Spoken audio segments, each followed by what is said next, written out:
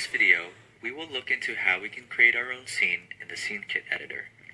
Specifically, we'll be creating a 3D table using basic elements in SceneKit. To follow along, launch the Creating a Scene project in Xcode. Go ahead and download the resources for this lesson if you haven't already. Once you have it launched, go ahead and open the table.scn file. In this file, you should see a brown rectangle. This will serve as the surface of the table. In the main view, you should also be able to move around and see different angles of the rectangle. In the Utilities tab, towards the bottom, there's a button called Object Library. This library contains different elements that we can add to our scene. To create the legs for our table, let's go ahead and drag and drop a box geometry object. This box needs a few adjustments for it to look like a table leg, so let's go ahead and fix that. First, open the Scene Graph view. This view shows us all the nodes within our scene. Notice that the box object is within the same level as the table. Instead, we want it to be within the table node. To change that, simply drag and drop the box node into the table node. Let's also rename the box to something more descriptive, like leg 1. To do that, simply double click and enter leg 1. Great. Now let's change the dimensions of the box by navigating to the Attributes Inspector button on the Utilities tab. Set the box's width to 0.02, the height to 0.4, and the length to 0.02.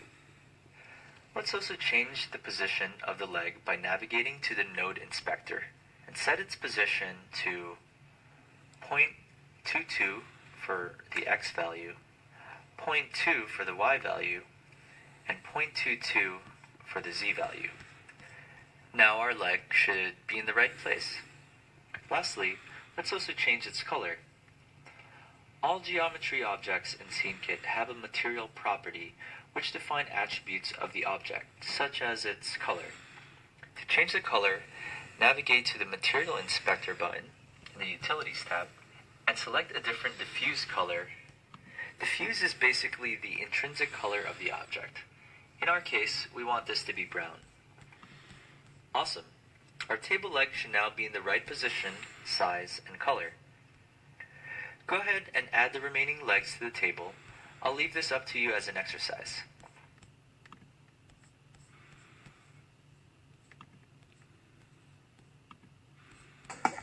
Okay.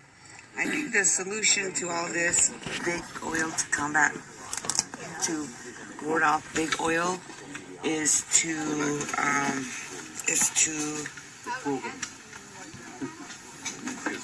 widely get into the wind energy and solar energy.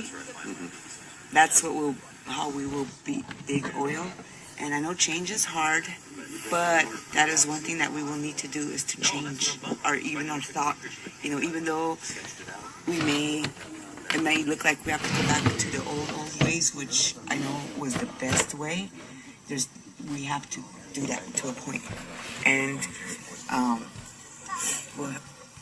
that's just all the tribes. Like with my tribe, I have no idea what their stance is. I have no idea what the stance is for our tribe. Right. But I have not seen nothing, no wind energy or solar energy yet.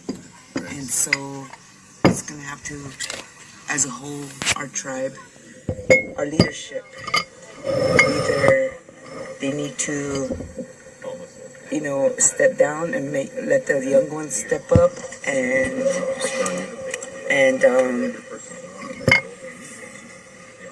start leading the way. Right. Or our old folks, they need to really realize with this new technology that we have these days that our young ones can do. That's what it comes down to. I lost my train of thought. Yeah. Anyway, That's the intention of why I'm teaching science in the school with the 7-year-olds, Yeah. the 8-year-olds, the 9-year-olds, the 10-year-olds. The thing is, there's a guy out there in Pine Ridge named Henry Red Cloud. He has a company called Lakota Solar Enterprises. Oh, I went out there in April and May, and I saw him doing solar. Here's the thing, though, about that operation. solar. Yeah, with Henry's operation. Oh, They're not really reaching youth at all. There's no effort to engage Lakota youth. There's minimal effort, zero. His own children. okay. I think the solution to all this big oil to combat, to ward off big oil. Okay. I think the solution to all this big oil to combat, to ward off big oil, is to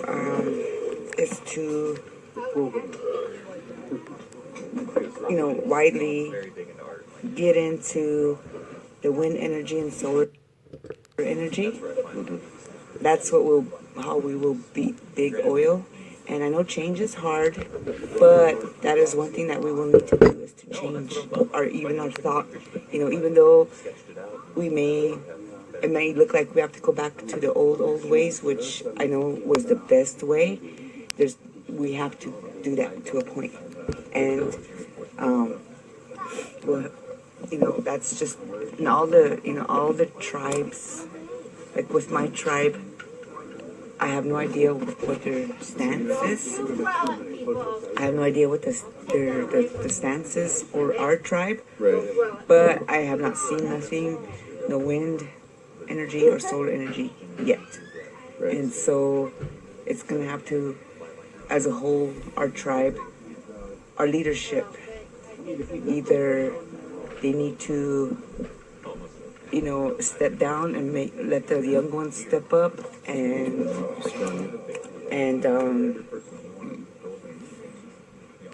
start leading the way. Right. Or our old folks, they need to really realize with this new technology that we have these days that our young ones can do. That's what it comes down to. I lost my train of thought. Yeah. Anyway, That's the intention of why I'm teaching science in the school with the 7-year-olds, Yeah. the 8-year-olds, the 9-year-olds, the 10-year-olds. The thing is, there's a guy out there in Pine Ridge named Henry Red Cloud. He has a company called Lakota Solar Enterprises. Oh, I went okay. out there in April and May, and I saw him doing solar. Here's the thing, though, about that operation. Solar? Yeah, with Henry's operation. Oh, okay. They're not really reaching the youth at all. There's no effort to engage Lakota youth. There's minimal effort, zero. His own children don't help, His own family doesn't help him. Wow. He just goes out single-handedly and installs solar heaters on the res, which is cool. Yeah. Definitely cool. But there's no real educational or pedagogical or storytelling or anything that's going to create that shift in consciousness. Because it's not going to be you put in money. Money's not going to solve it. No, it's not. Technology is going to. You could drop 1,000 solar panels on this camp and nothing would happen. Right? Listen. Zero. People would just use more energy. Yeah, exactly. They'd blow out their batteries faster on solar. Yeah. Because the shift hasn't happened. Yeah. Or the shift is happening, maybe slowly. But it's like there's. I actually think the number one thing is the shift in linguistic consciousness. So if we actually look back at the language and look at our relationship with time, our relationship with space, our relationship with matter, and our relationship with Earth and the universe, the sun, and we go back and really look at those words and the phrases and what they actually meant at that time, and maybe what they mean today to certain cultures that actually haven't seen the European at all. There's a tribe, I remember they were saying when the tsunami hit, I don't know if you remember the big old earthquake in Indonesia, Malaysia or whatever. Basically there was this tsunami that comes in, and there was some particular tribe that was really remote in an island somewhere. They had never seen anybody or something like this. This is how the story goes, at least. And their consciousness of time was such that it was embedded in their language, in the mind. There's no past or future. There's only present. Words that get you to think about the future, somehow there's a difference. I was reading another book called something about metaphysics, whatever. But Vin Deloria Jr.'s book, Quantum Mechanics. Hopi and Zuni language gives a better understanding for the individual consciousness, person, man or woman, child, of quantum mechanical space-time. Why do I say that? If you understand that, if a person understands that they're a particle that's, or a wave that's collapsing into a particle, a body, you know, a set of particles, but that it's waves that are completely connected. Everything in the universe connects everything else, or influences everything else. A lot of hippies love this idea of quantum consciousness. You know, these sort of like, if I meditate, then the entire universe will feel me. Yes, of course. Does that mean the entire universe is going to shift one way or the other? Is Earth going to shift one way or the other? I was in Rapid City 3 weeks ago. Someone said, if 1% of people, there's a book called The Emissaries of Light, specifically talking about, you know, resolution of the civil war in Yugoslavia. If 1% of people sit in a community and meditate on peace collectively and together and in harmony and just the right way, no more war. And it may be no more war that way in that part of the world. And that's what, I think his name was Cheryl, she was saying about the Keystone XL fight you were referring to back in that other video a couple moments ago. Like, the Spirit Camp in Rosebud that shut down the Keystone XL. Okay, y'all figured out that part. Set up a Spirit Camp, number one. You don't have to redo that. Right? You invented that. You invented the Spirit Camp pipeline, spiritual, our pipes are stronger than your pipes. Exactly. Our tobacco pipes are stronger than your oil pipes. What does that mean? You know, I'm curious. Our pipes are stronger than your pipes. What do you feel? Like, what does that mean? Our prayers are stronger than your prayers? Or maybe what does that mean? She said that, and I was like, wow. Yeah, because you got to understand where the Chanupa comes from to begin with. And I need to hear it. This is your... Okay, well, you got to understand where our Chanupa comes from in our history and our culture. And when that comment is made, our pipe is stronger than your pipe. That comes with, you know, our religion and our spirituality and our culture of who we are and our language. You know, because a pipe, just a pipe, the English word just means that, a pipe. Whereas a Chanupa, it goes thousands, millions of years back where that word comes from. And that, these days they call it a peace pipe. But what I learned is that it's a prayer pipe. You know, I don't know where the peace pipe came from. I don't know, maybe romanticized by in 1800s or something. But anyway, so when it's a prayer. Chanupa is a prayer pipe. Lakota. Yeah. And so when we say our pipe, you know, that's what we mean by that. You know, we first of all, you have to, or I have to, an individual has to know where they come from. Your identity is the first step in realizing what place you have in this world. Your identity, you know. So many people are lost out there, you know, like, I use the younger generation as an example. When they're sitting and listening to this rap, hip-hop stuff, baggy pants, yeah, they're lost. They really don't know. They don't really know where they come from. They don't stand proud as a Lakota person. And so finding that identity, being proud of who you are, and our language.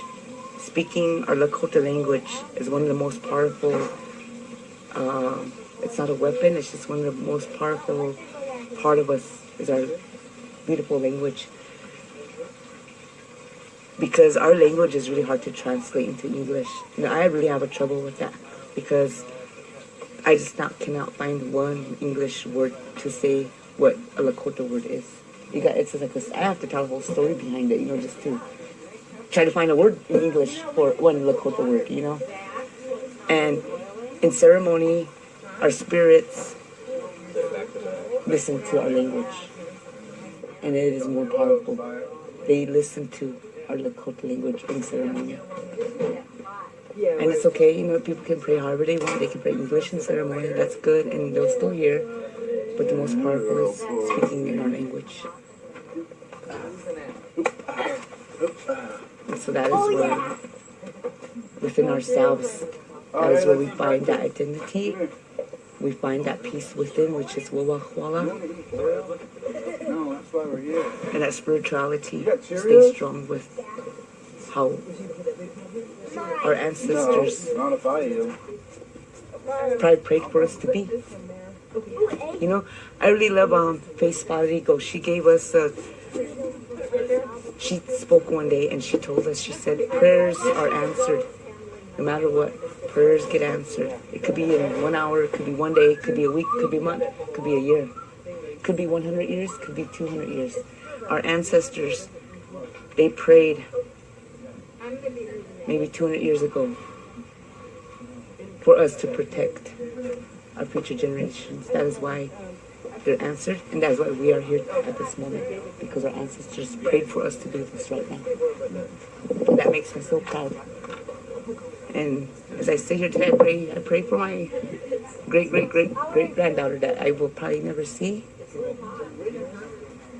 But she will see my prayer, and she will fight too. Can I come here somewhere else? Here we go.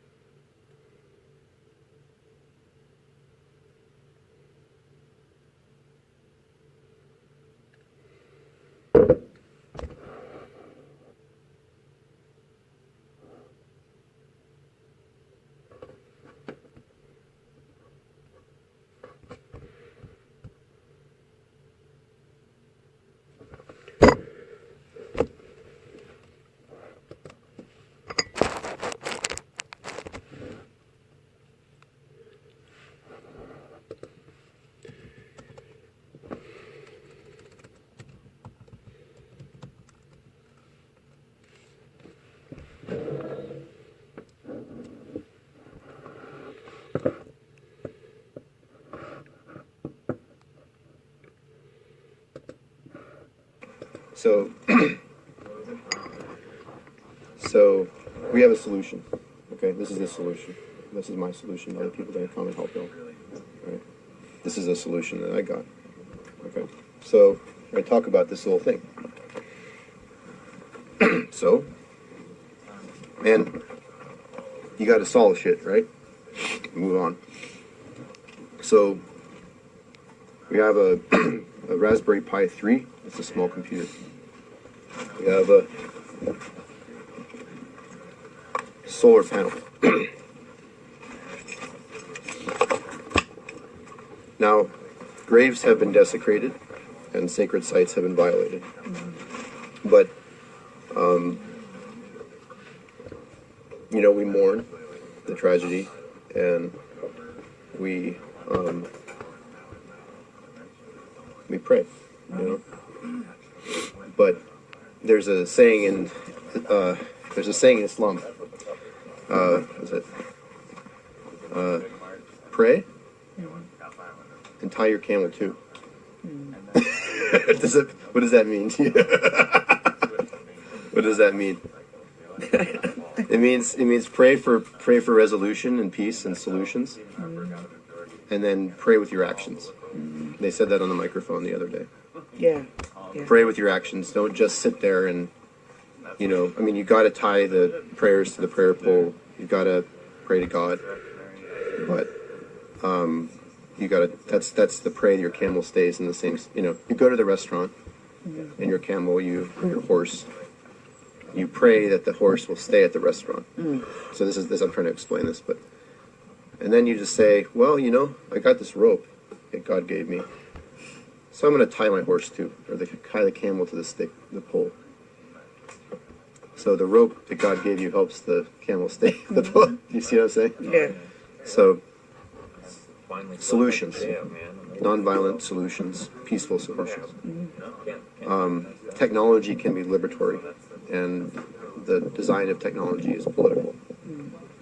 So the idea here is to follow up on what's happened and just start making a case for court. Right, a crime has been committed. Yes. But we have to be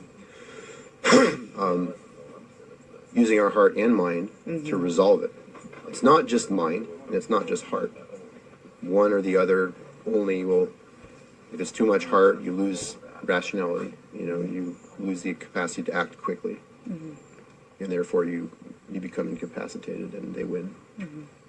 Too much mind, you're too cold, calculating, and things just fall apart socially. Like a family will break apart if a man takes too much of a role. It's like, I'm the leader, you know, it's wartime and time to call the 7 tribes together and rally the troops. Well, y'all aren't trained for what, you know, like they're doing some warrior shit over there. It's like, they don't know what they're up against. They can't even run across the camp. Look how fat they are. At the Red Warrior camp, they think they're playing war games and they're 50 pounds overweight. They're going up against Navy SEALs. Blackwater people, Blackwater Navy SEALs, mercenaries that were trained in Iraq and Afghanistan. And that's the same machinery that's right. You know, the drones overhead, the jamming equipment, that's all from Iraq and Afghanistan in the war on terror.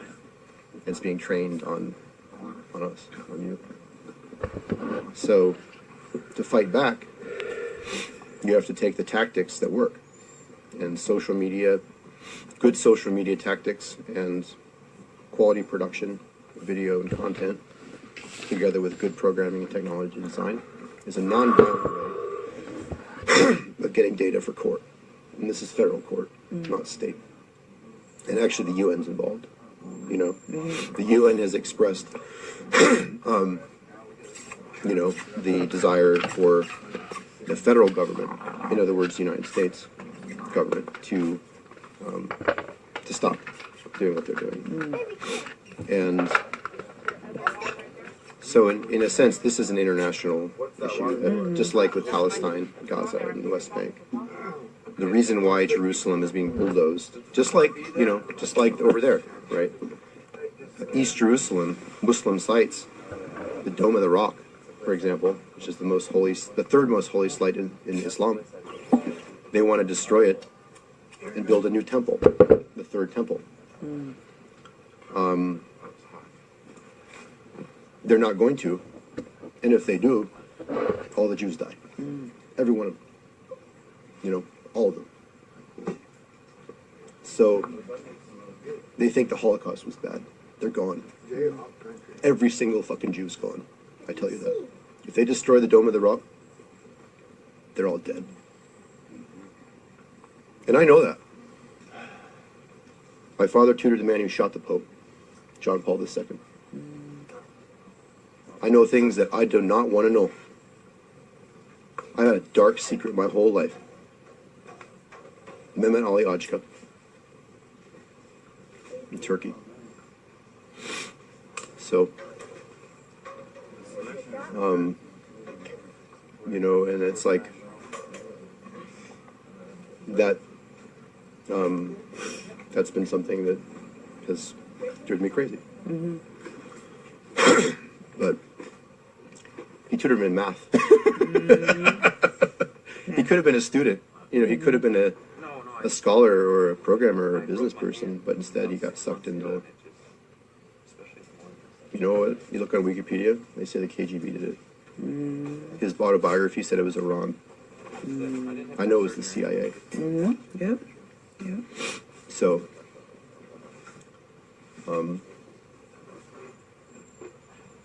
yeah, anyhow, that's the little backstory. Back to the solar thing.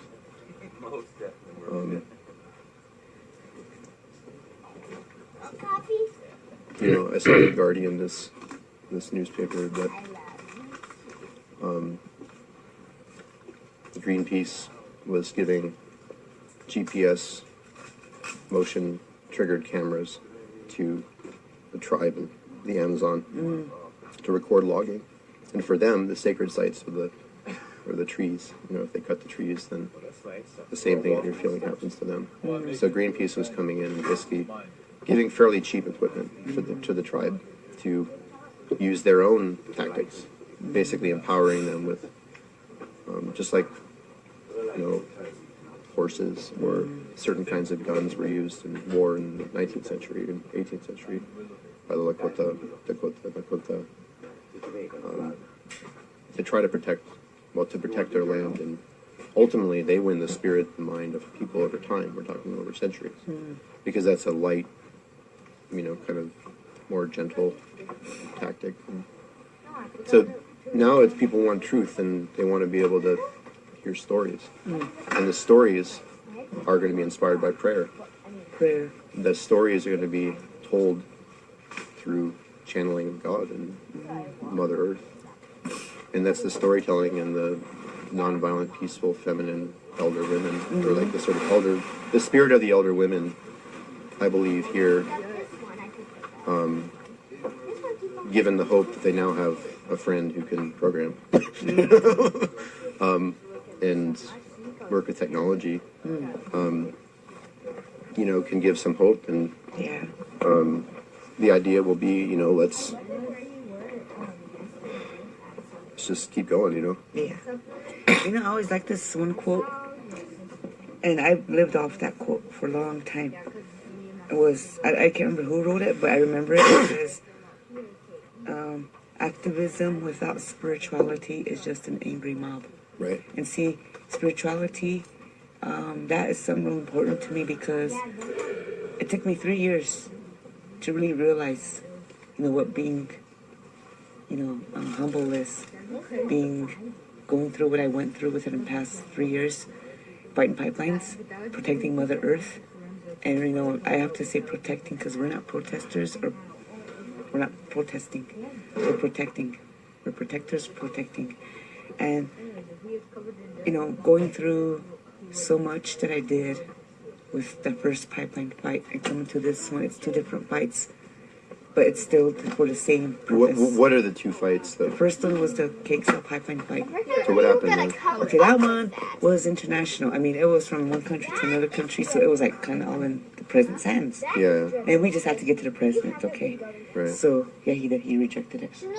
But throughout that, we had a camp. It said you had a camp in Rosebud, right? Yeah, we had a camp, a resistance camp, and it was a spiritual camp.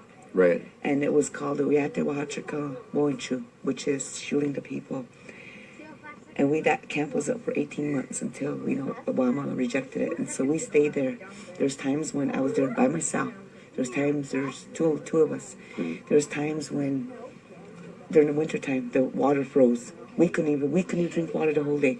I mean, we just went through so much that everything I went through, I'm appreciative for every little thing right now, I learned how to be humble. But spiritually, I was always told by my grandparents, always pray and always to forgive and never use violence and anger to get a message across. And so and then I'm the type that I get mad easy, and I just strike out. I don't know how to argue. I'm not a public speaker. I don't know how to speak good. So I'm just like straight up, Sure. And so I've been working on that. I've been just calm. I keep myself calm. I pray a lot. But yes, the other day what happened was it just like coffee. It just totally. I guess 3 years of just built up in me, and so I was like out there, and I started arguing with one of the workers. I yelled at the workers. I was just I never do that, I never would. Yeah. And so I did that, and then I ended up getting maced with one of my friends, and I just kept going. I helped my friend out, but I just kept going. I was after them. I wanted them guys to leave because they were destroying Mother Earth. They were raping her, and they're the ones breaking the law because we were told until the junction hearing, all construction is stopped. Right. And so in my mind, I thought, okay, yeah, I trust them. They're not going to do that. But no, on the weekend, Saturday, here they are, plowing through Mother Earth, breaking her apart over some sacred sites, which I knew they were there, but I didn't know exactly where they were. Till later, I found out they even pulled out some stakes that they were marking the sites. So that made me feel bad after I got done. I was like, I felt really high, I felt good. But I came down again because I myself walked on there. And I was walking sacred sites. I came back and I just cried and prayed. I was like, I'm sorry, I didn't mean to walk on. Yeah. I didn't know. So I did something good I wanted to do, but at the same time, I did the same thing they did. Right. I just walked all over. Right. So that's just me. I'm just going to my spiritual. Yeah. But the thing is, and I'm going to say this about the oil and the climate change. We're all complicit, right? We're driving to a protest about oil. Yeah. I mean, what the fuck? Give me a break. So we're all in it, and that's the thing. We're living in this fight, or we're living in this camp to fight an oil pipeline, and everyone has a car. One thing I can say, I don't have a car. Well, but So I'm running a computer that I'm running a computer that's based on the power, the energy that's charging this battery is most likely from coal. Yeah. Statistically speaking, this is a coal power video. Yeah. Right? Maybe it's, I don't know, maybe it's natural gas, maybe it's nuclear, less than 1% solar. So even that alone, the shift, I was thinking about trying to do as much as possible with this computer and the phone with the solar panels. And then there's the wind generator. If we can actually, in this camp, basically boycott all fossil fuel energy, shift to the sort of I'm from Atlanta, Dr. King is from my town, and Dr. King, Dr. Martin Luther King Jr., sat at the intersection, is oftentimes held up as this, great, nonviolent, perfect, saint type dude. But I'll tell you, man, the civil rights movement, particularly in the South, had a whole spectrum. You had terroristic, threats against the Klan. People like judges and stuff, like Black Panthers, and this guy named Huey Newton. So there was a Klan protest, or there's a Klan rally April 23rd in Stone Mountain. It's the Confederate Mount Rushmore. Mount Rushmore was built by a Klan member, by the way. I researched that. And it's based upon the KKK. Exactly. So, and there was a Klan rally, but in Stone Mountain, it's a lot less veiled. On the side of that mountain are General Lee, General Sherman, Jefferson Davis, the founding fathers of the Confederacy. And in the South, they have no problem. Honestly, they don't care. And with the rise of Trump, they don't even care even more. So there was a counter protest, and the Huey Newton Gun Club showed up. And I saw it on social media for months before. There's a thing called All Out Atlanta, and basically people are coming carrying guns, ready to kill Klan members. And so I mean that's what Dr. King dealt with, and that's what Malcolm X dealt with. That's what the NAACP and the SCLC dealt with in the South. During the Civil Rights Movement, you had a lot of people that just got back from World War II, and they knew how to use guns. Yeah. Right? They knew how to use weapons, and they're warriors. Yeah. Many times they were special forces before even the term existed, and they were black. Here you got just this last couple months, Dallas and Minneapolis. Guy shot woman, his partner, mother, films it on Facebook Live, puts it up there, live streams it. A trained military veteran who's African American dresses in a dashiki, gets on social media and snipes 5 cops, and they kill him with a robot. Dallas was the step where I said this has become thing I've seen all along. Yeah. It's what happened in the Arab Spring in the Middle East. It starts with people just getting in the streets, but eventually, if you have enough people that have been trained, they're going to do stuff. And the real thing is, you've got to fight that energy. You've got to do kind of a jihad, like a spiritual jihad, not this like radical political Islamic jihad. Exactly. The real jihad is a spiritual struggle inside. Yeah. This is not you're fighting your nafs, is what they call them. Nafs are basically sinful. These sort of like nafs are your bad part of you. So the nafs is like you fight the inner struggle. Yeah, you can say there's political jihad. There is definitely. I mean, it's called defensive and offensive jihad. If the land is being, if in Islam, if your society, your tribe, or your country, or your state, or your people are being threatened, it's not a pacifist religion.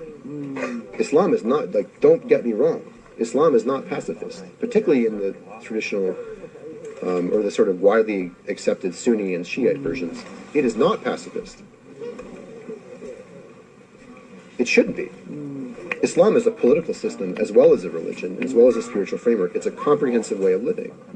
And the difference between Judeo-Christianity after the Reformation and the Islamic finance and economics, because that's what it really all comes down to, I think, at the end of the day, politics and socioeconomics. On top of that and underneath it is spirituality, right? But just the basic transition from not charging interest, right, on loans and being able to loan out money and borrow money and loan money and make money loaning money.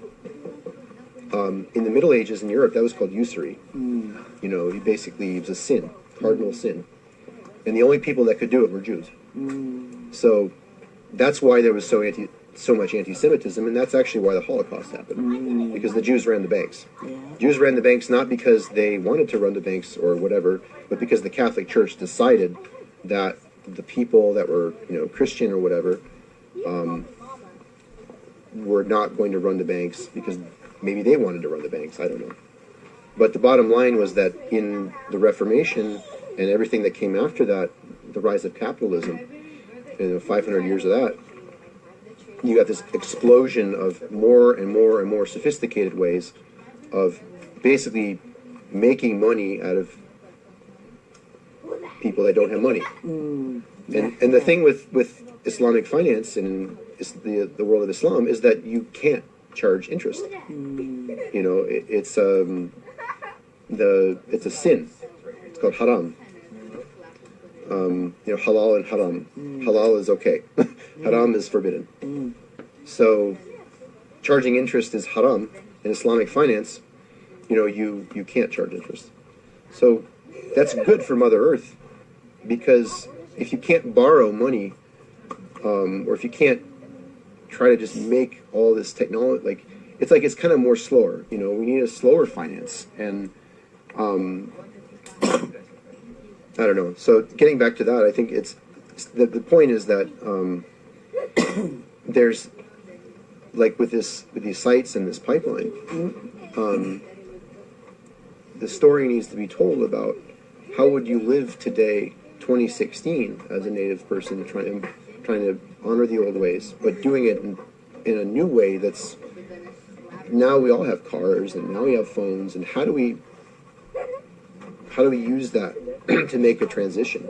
Because we all need to make the transition globally Yes. to a sustainable way that's not going back to banging rocks, you know, and trying to hunt a buffalo with your bare hands, right? I mean, or the metaphorical equivalent.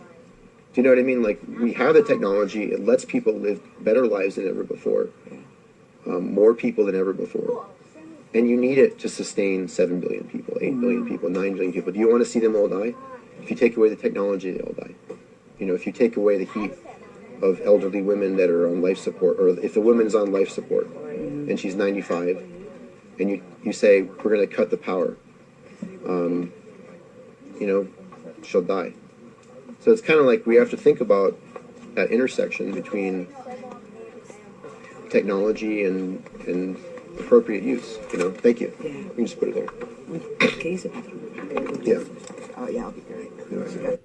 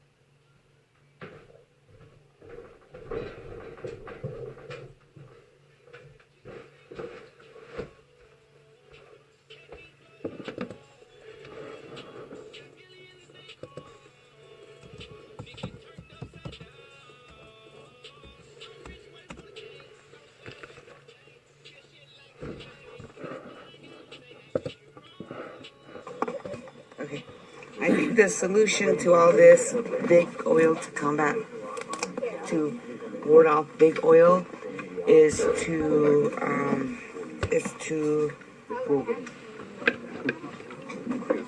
widely get into the wind energy and solar energy.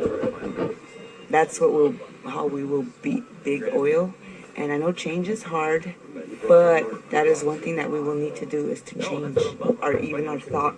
Even though it may look like we have to go back to the old ways, which I know was the best way. We have to do that to a point. And that's just in all the tribes. Like with my tribe, I have no idea what their stance is. I have no idea what the stance is for our tribe. Right. But I have not seen nothing, no wind energy or solar energy yet. Right. And so it's going to have to, as a whole, our tribe, our leadership, either they need to step down and let the young ones step up and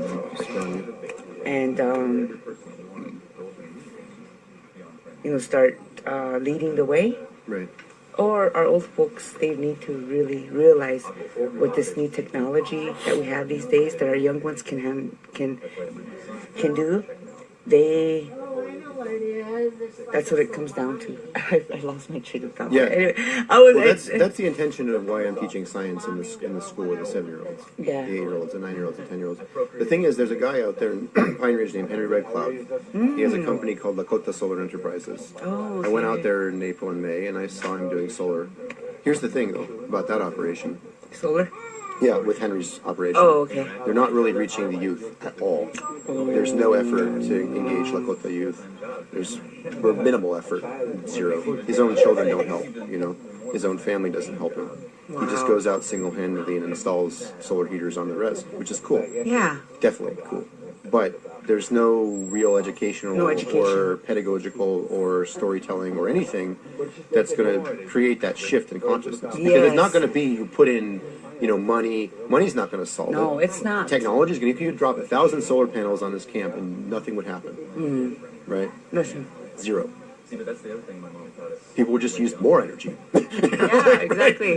They'd blow out their batteries faster on solar. Yeah. Because the shift hasn't happened. Yeah. Or the shift is happening maybe slowly. But, it's like there's I actually think the number one thing is the shift in linguistic consciousness. So if we actually look back at the language and look at our relationship with time, our relationship with space, our relationship with matter, and our relationship with Earth and the universe, the sun, and we go back and really look at those words and the phrases and what they actually meant at that time, and maybe what they mean today to certain cultures that actually haven't seen the European at all. There's a tribe, I remember they were saying when the tsunami hit, I don't know if you remember the big old earthquake in Indonesia, Malaysia or whatever. Basically there was this tsunami that comes in, and there was some particular tribe that was really remote in an island somewhere. They had never seen anybody or something like this. This is how the story goes, at least. And their consciousness of time was such that it was embedded in their language, in the mind. There's no past or future. There's only present. Words that get you to think about the future, somehow there's a difference. I was reading another book called something about metaphysics, whatever, but Vin Deloria Jr.'s book. Quantum Mechanics. Hopi and Zuni language gives a better understanding for the individual consciousness, person, man or woman, child, of quantum mechanical space-time. Why do I say that? If you understand that, if a person understands that they're a a particle or a wave that's collapsing into a particle, a body, set of particles, but that it's waves that are completely connected. Everything in the universe connects everything else, or influences everything else. A lot of hippies love this idea of quantum consciousness. These sort of like, if I meditate, then the entire universe will feel me. Yes, of course. Does that mean the entire universe is going to shift one way or the other? Is Earth going to shift one way or the other? I was in Rapid City 3 weeks ago. Someone said, if 1% of people, there's a book called The Emissaries of Light, specifically talking about, resolution of the civil war in Yugoslavia. If 1% of people sit in a community and meditate on peace collectively and together and in harmony and just the right way, no more war. And it may be no more war that way in that part of the world. And that's what, I think his name is Cheryl, she was saying about the Keystone XL fight you were referring to back in that other video a couple moments ago, like the Spirit Camp in Rosebud that shut down the Keystone XL. Okay, she figured out, y'all figured out that part. Set up a Spirit Camp, number one. You don't have to redo that. Right? You invented that. You invented the Spirit Camp pipeline, spiritual.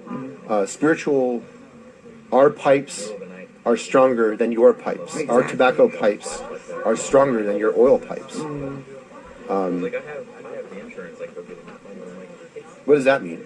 I'm curious. Our pipes are stronger than your pipes. What do you feel? Like, what does that mean? Our prayers are stronger than your prayers, or maybe what does that mean? She said that, and I was like, wow. Yeah, because you got to understand where the Chanupa comes from to begin with. And I need to hear it. This is your... Okay, well, I don't... Okay, you got to understand where our Chanupa comes from in our history and our culture. And when that comment is made, our pipe is stronger than your pipe. That comes with, our religion and our spirituality and our culture of who we are and our language.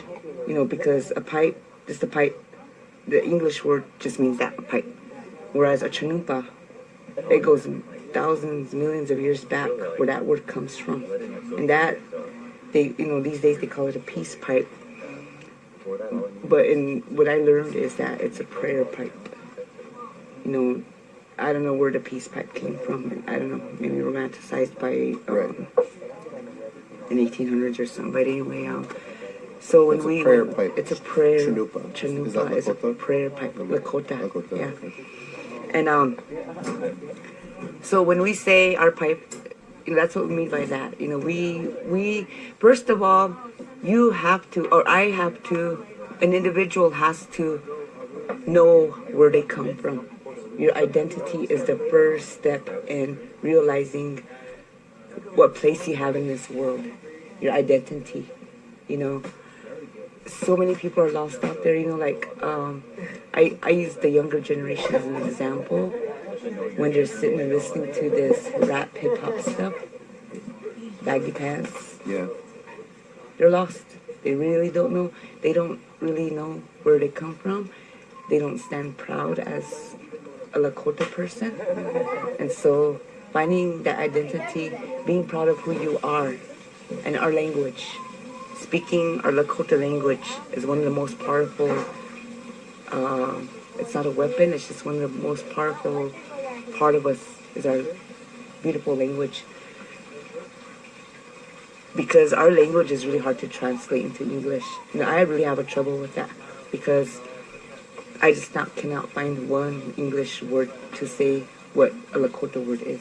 I have to tell a whole story behind it, just to try to find a word in English for one Lakota word, And in ceremony, our spirits listen to our language. And it is more powerful. They listen to our Lakota language in ceremony. And it's okay, people can pray however they want. They can pray English in ceremony, that's good, and they'll still hear. But the most powerful is speaking in our language. And so that is where, within ourselves, that is where we find that identity. we find that peace within, which is Wawahwala, No, that's why we're here. and that spirituality got stays Cheerios? strong with how our ancestors Not if I eat them. probably prayed for us to be. You know, I really love Face Padrigo. She gave us she spoke one day and she told us, she said, prayers are answered. No matter what, prayers get answered. It could be in 1 hour, it could be 1 day, it could be a week, it could be a month, it could be a year. It could be 100 years, it could be 200 years. Our ancestors, they prayed maybe 200 years ago for us to protect our future generations. That is why they're answered, and that's why we are here at this moment, because our ancestors prayed for us to do this right now. And that makes me so proud. And as I sit here today, I pray for my great-great-great-great-granddaughter that I will probably never see. But she will see my prayer, and she will fight too. Can I come to here somewhere else? Here we go.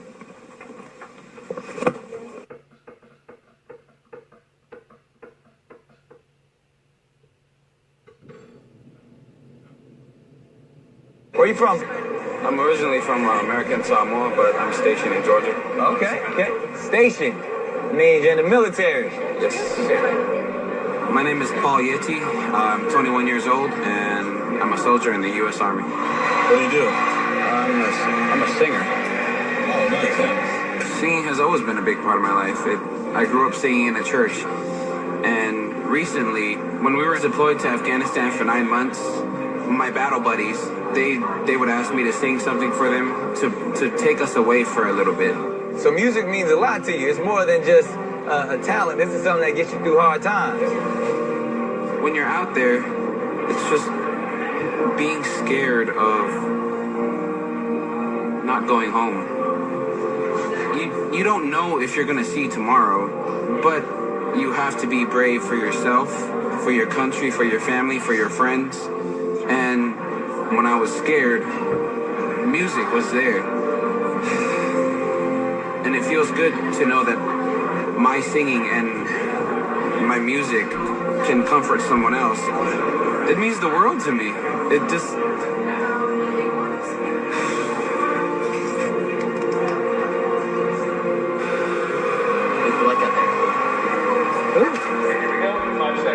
Nervous when you got this. You've been on the battlefield. This is a stage. You've risked your life for our country, man. This is your dream. This is what got you through it in the tough times, and now you get to share it with the rest of the world. Couldn't ask for anything better than this moment right now. To continue to enjoy life as a free American. They're out there, they're cheering for you. They want you. Go get them.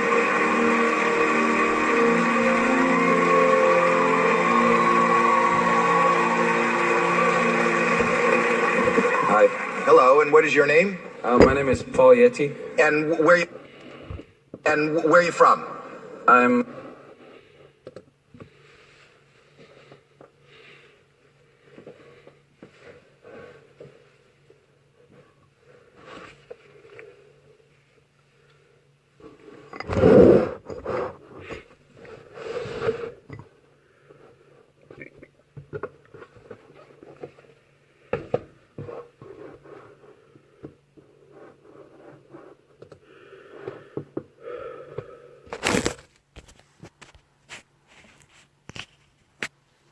Alright, that was kind of a long thing, but turn around. Hi. So I'm making a live stream to kind of explain some of the things that I've been thinking about a lot recently. I have just connected with a woman who I had met online a number of years ago, who is Syrian, and basically we set up a page together on Facebook called Web Developer Club, and she set it up, and but the idea was to kind of make it be something that could be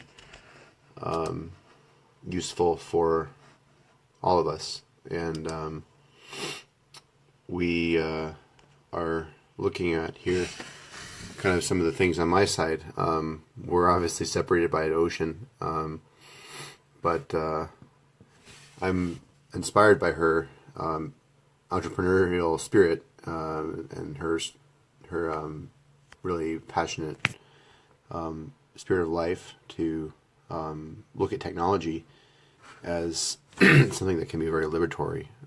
So what I'm wondering is, or what I'm looking for is, go here. So this is the Web Developer Club. It's like a page for sharing things like around the digital life, and you know, I'm now seeing that it's kind of growing here. I've started to post to it. She invited me to it a couple years ago, and today I made the first ad where let's see,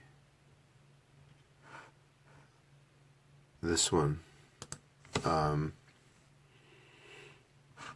It's a promotion. I was trying it out. So try it out. Tried out a promotion basically, and never really done this before. But you know,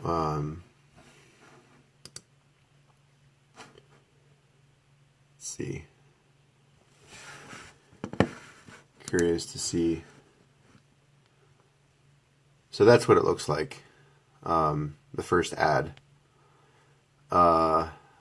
It's kind of abstract. And I'm curious to see what comes out of this, because I've never done it before. And it says edit promotion. We're running it in Minneapolis. And the reach is 4,000 to 11,000. So it says you can install a Facebook pixel to measure how people. Okay. I mean, I'm just kind of going on the side of create a Facebook pixel to measure your advertising, optimize ads.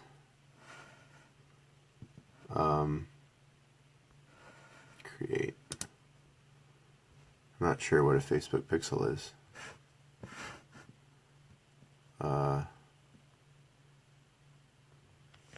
Ad set.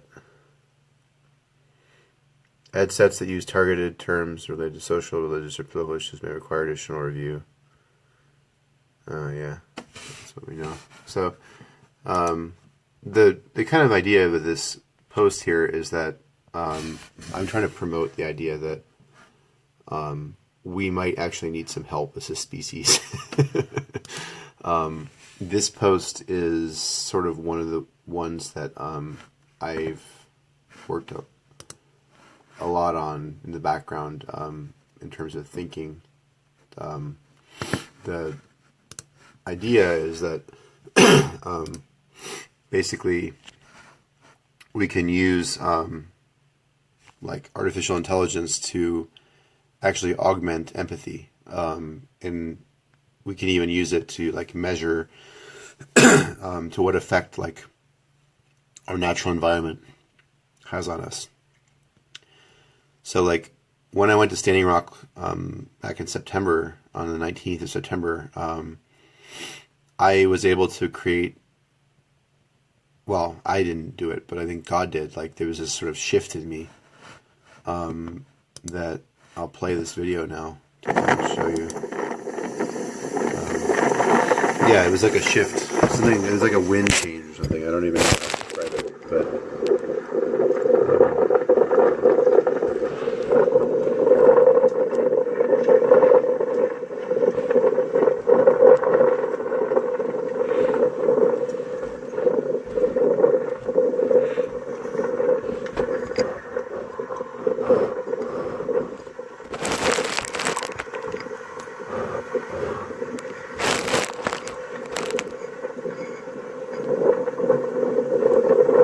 So let's start over. I don't wanna...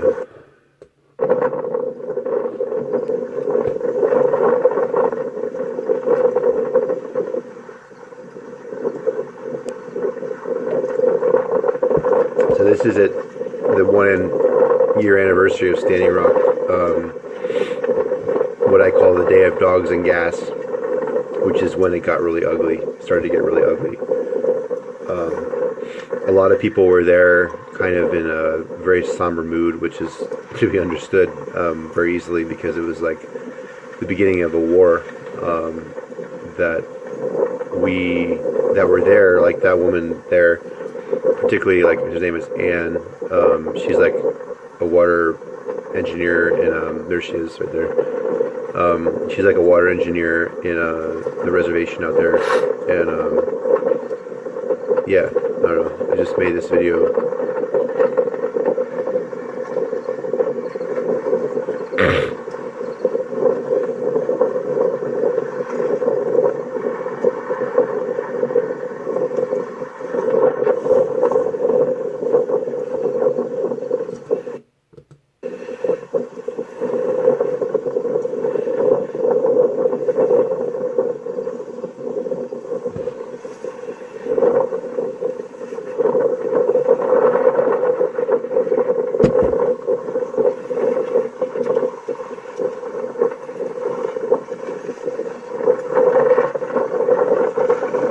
So on this day, like, this is the Missouri River, and on this day the wind was blowing a lot. It was very windy, and like in this live stream I'm trying to summarize some of the things that spiritually I've felt for a number of years, well, at least particularly the last year, and to express to what degree, or like why I'm considering very strongly the idea of Palestinian liberation through, or finding balance basically between Israel and Palestine. Not like, you're not going to have separate, they're not going to be separate.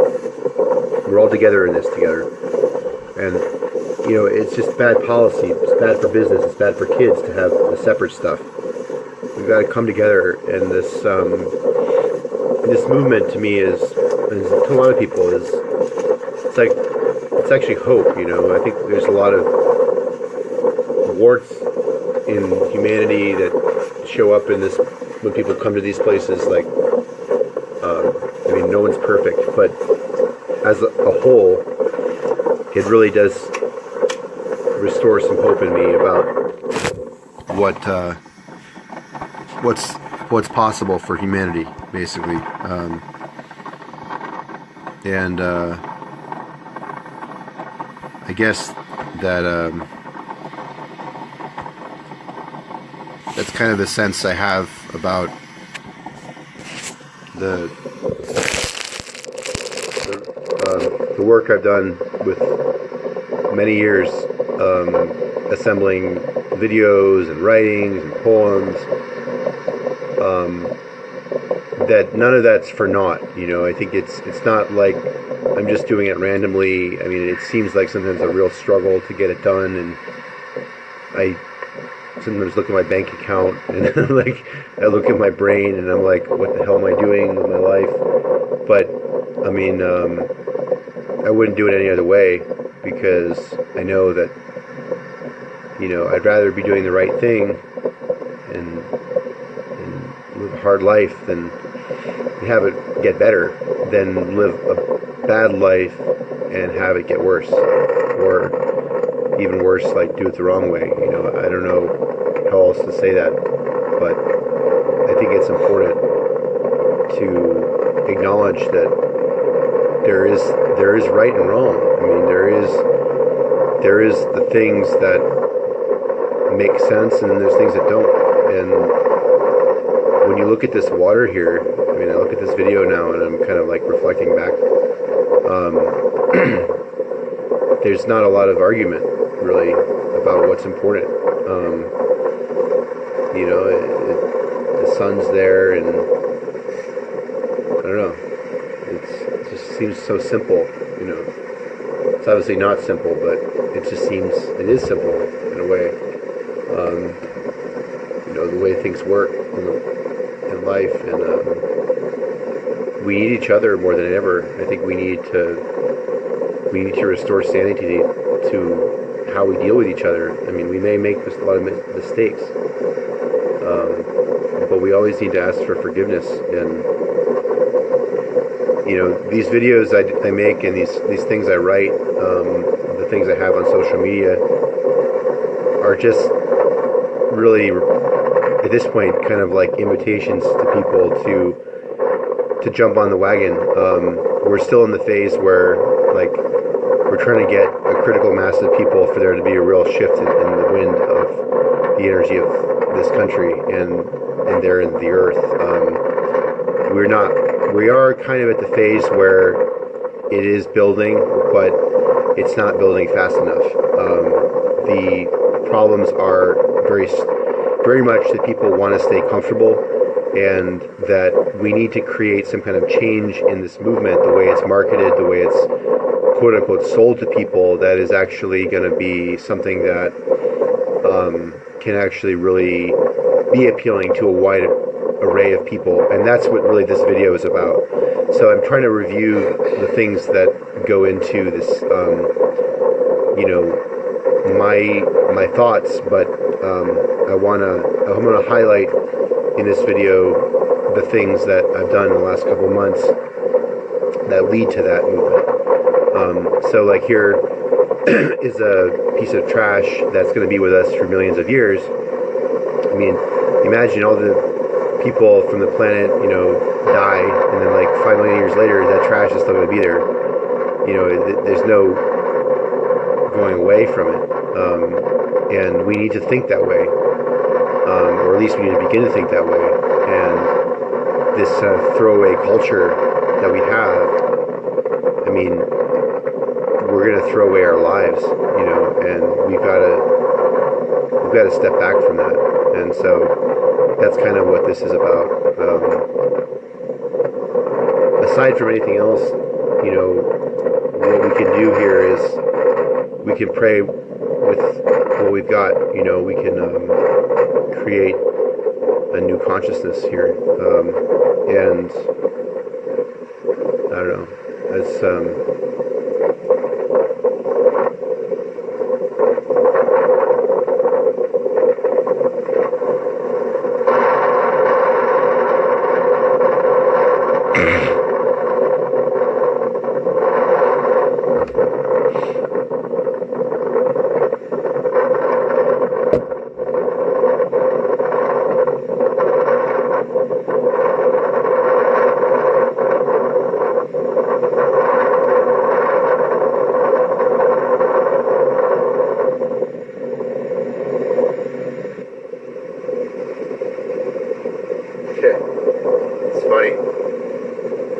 that's what the entire Earth is going to be like pretty soon.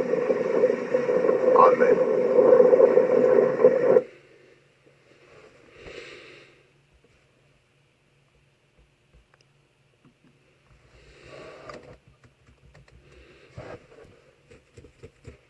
So what I want to show is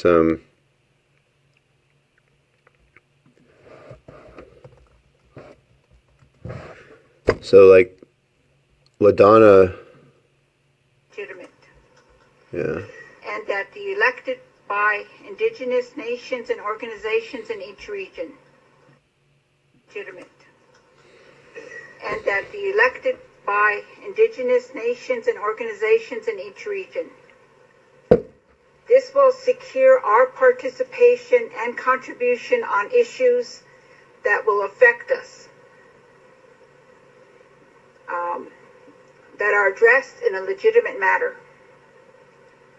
The lack of this legitimate representation can result in violations of our equal and inalienable rights as members of the human family. As such is the current and urgent situation of the Standing Rock Sioux tribe, my home, where Dakota Access Pipeline is blatantly violating the Universal Declaration of Human Rights, the United Nations Declaration on the Rights of Indigenous People, ILO 169, the Fort Laramie Treaty of 1868, and the unresolved Ihunktuwa land claims, docket 74A, and most important, our Mother Earth. The organization hereby invokes the Universal Declaration of Human Rights, the United Nations Declaration on the Rights of Indigenous People, and the ILO 169 to be enforced and brought to life to put immediate stop to Dakota Access Pipeline. We are requesting that an observer and a media team be sent immediately and permanently to Standing Rock until this issue is resolved to protect our water. This situation with Dakota Access has been going on for 6 months now. It is endured spring, summer, fall, and now we are heading into winter. As we protect and defend our rights to the water, we demand immediate assistance and protection for the Lakota, Dakota, Nakota brothers and sisters. Today we are here to formally denounce terrorism from the transnational against Indigenous people of the Mother Earth. As such is our situation in Standing Rock, but also the urgent situation of our Indigenous brothers and sisters in the Amazon and many other parts of the world. The organization remains committed to solving the challenges faced by the generation, which is to protect life on Earth and clean water for the future generations, so that all that exists can continue to exist. The Indigenous people's traditional knowledge is the only path remaining to heal the unsustainable pattern of production and consumption that is destroying our lives and our world around us. Agenda 2030, without our legitimate representation and inclusion of Indigenous traditional knowledge, will fail. As Indigenous traditional knowledge can help heal the Mother Earth, without it, great and unrepairable damage will lead us to destruction. We must unite to protect the water and our Mother Earth. We as Indigenous people of the Mother Earth walk in the future in the footprints of our ancestors. We are demanding immediate stop of Dakota Access Pipeline. Thank you. I thank the speaker for her intervention, and I see distinguished delegate of Mexico, and give you the floor. Muchas gracias, señor presidente. Quisiera comenzar a nombre de la delegación de México agradeciendo a los 4 asesores del presidente de la Asamblea General por su incansable trabajo. Se trata de un trabajo muy completo, muy complejo que han realizado. Igualmente agradecerle a usted, señor presidente, ya que damos la bienvenida a la reunión de alto nivel para conmemorar el 10º aniversario de la Declaración de la ONU sobre los Derechos de los Pueblos Indígenas. Vemos con muy buenos ojos que se haya tomado en cuenta la necesidad que tienen varios de nuestros pueblos indígenas para contar con suficiente tiempo en el proceso de consultas, toda vez que es un tema muy importante definir las modalidades de la participación que habrán de tener, y debido a la diversidad de las condiciones socioeconómicas de los pueblos indígenas que existen en diferentes.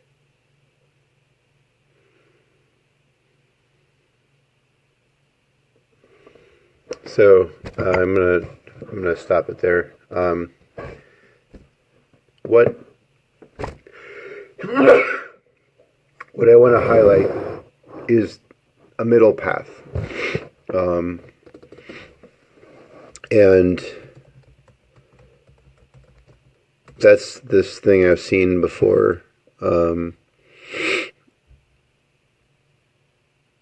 They call it Transition Town.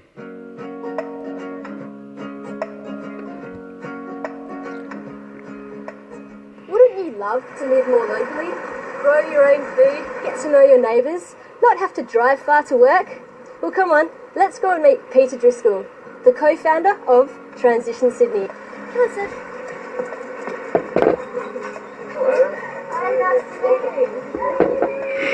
The Transition Town movement is an endeavour by communities all over the world to relocalise and become self-sufficient. So what is Transition Towning? There's going to be pretty serious changes coming down the path, climate change and peak oil, and that communities need to get together and start working on planning on how to adapt to those rather than sit and wait for governments.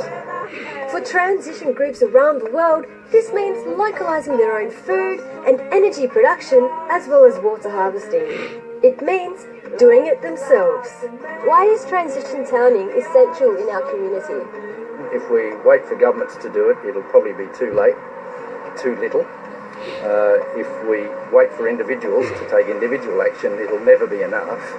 And if we get together and work as communities, we just might do enough to avoid the worst of climate change and peak oil.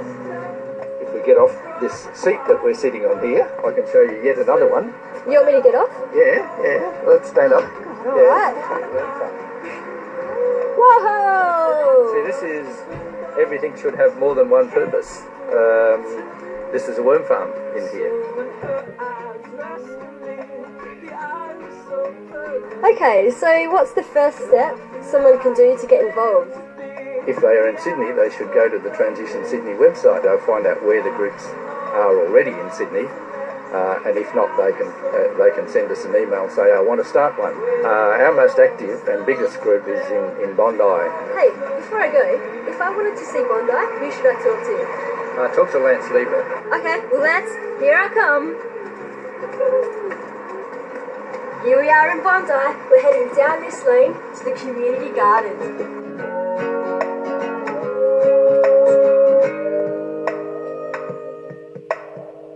Working on the castle, scrubbing out time.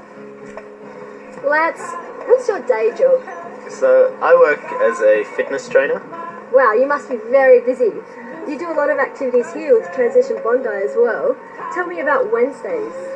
So every Wednesday night what we do is have a local organic meal at the Chapel by the Sea, and we show a documentary and have a guest speaker. Some health professionals come and do $5 acupuncture before the meeting. We have lessons in cooking. It's essential that we get together because we're using a lot of local organic produce that's in season. So we get a lot of exciting and different vegetables and things and different types of fruit. So we need to know what to do with all of that. And it's just much more fun that way when you have a community that you can do that kind of stuff with. Awesome. Well, let's go and have a look at your stuff. Cool.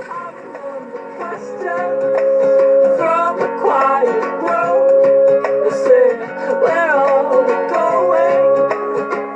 What am I to do? I walk the dusty window. So, why does this need to come under the umbrella of Transition Towns?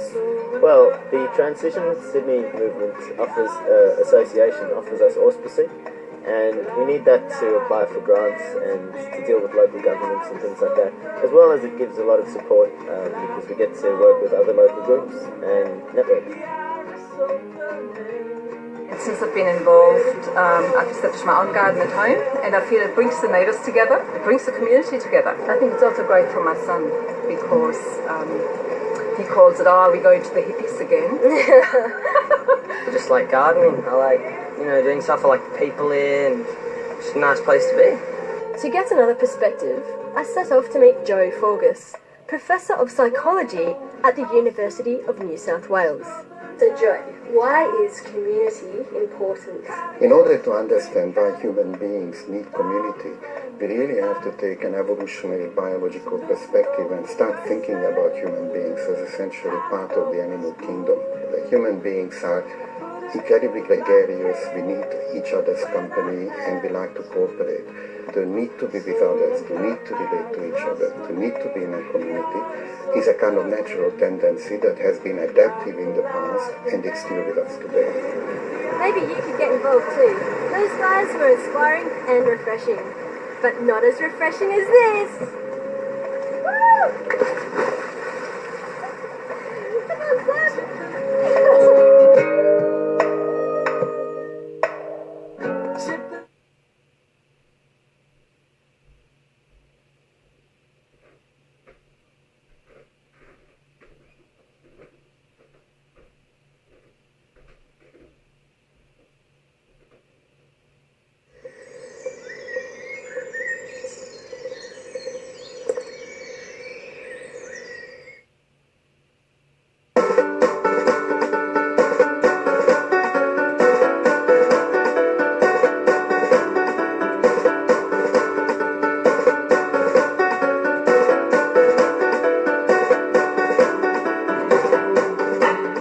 Transition stimulates the creative juices of people on the streets to get together beyond their differences, to make best use of their resources, their energies, their spirits. It's not about trying to change behaviour, it's about setting in place structures which can be available when needed. When there's the perceived need for them, they're there. For me, transition is moving towards an economy where everyone has a value, everyone has a place, and everyone has a purpose. And that includes the environment having a purpose, but also people.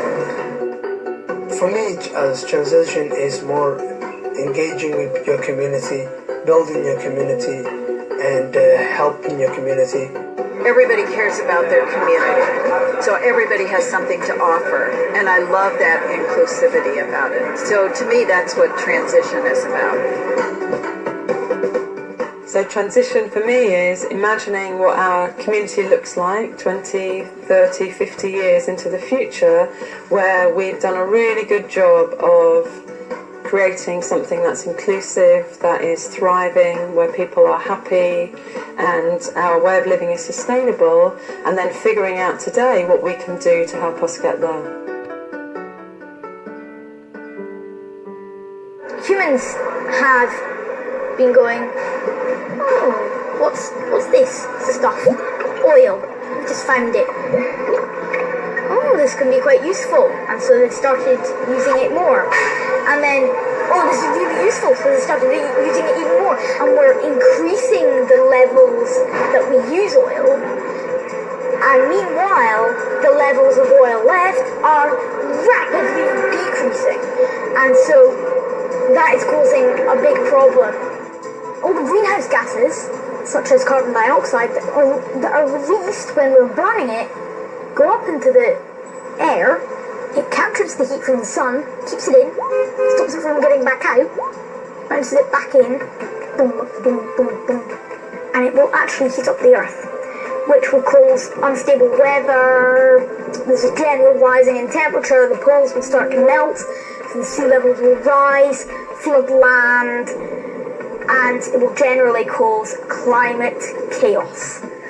Peak oil is also linked to another problem called economic crisis. Now, economic crisis is when the economy goes bust. So basically, for the economy to grow, first of all, you need consumers.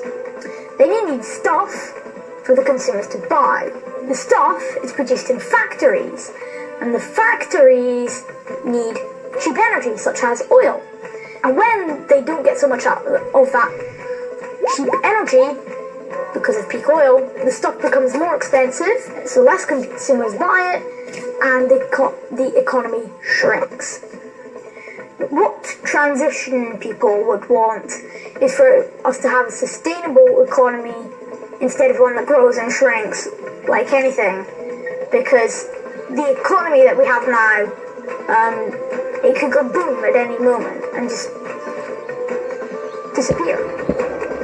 But if we have a sustainable economy, it won't. So we all need to transition in some way or another, but we need a guide. Our culture is so strongly set up for us to be consumers and to be unaware of what's going on in the world, that to make those changes, you need support. And so transition, the community supports us. A forma como se está a levar a nossa sociedade hoje em dia não é sustentável. Portanto, surge como alternativa a todo este... So we're going to step back from that. A todo este comportamento. Yeah.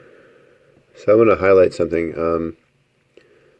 So for me, this page was kind of my transitions thing. The feelings that I had when I made it with Tanya was that we wanted to I wanted to help her to get started with the web development, and it was something that was, for me, educational, not only for the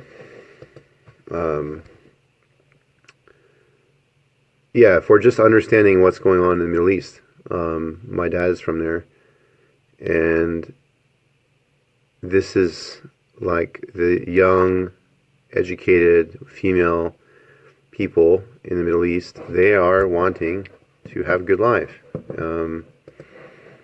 They want to have a life just like you and me in America. Here they are, working on visa, transactions in Jordan through Syria. And what I'm doing now is to pick up the mantle a little bit, and to promote what has come to me through gift. Well, first of all, this is a really important thing here on Medium. This platform is a really good publication online. This is the Freedom Camp in the West Bank. Let's send this to her.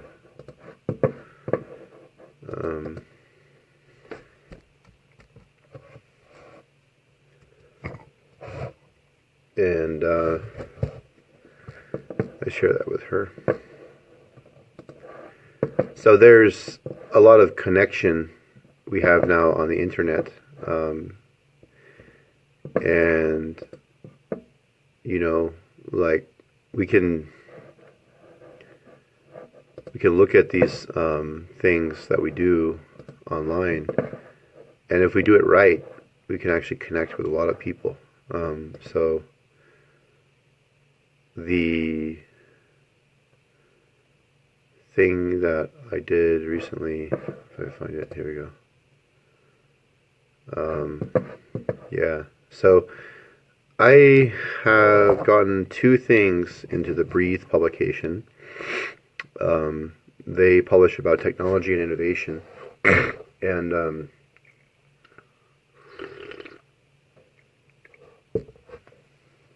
what they do here is they have really good stuff, very forward-thinking, quite philosophical, a lot of stuff on technology, innovation, reality, intelligence, connectedness, but it kind of comes from a philosophical angle. Like articles like What Comes After Democracy, or what can you do with VR, AI, God the Programmer. It's funny because this field of AI is really brand new, and you know, we have to look at, in a very serious way, the old ways of programming and neural programming. It's actually poetry. So yeah, I mean, so the thing about this is that when we were looking at the AI, artificial intelligence, whoa, what just happened? Just died.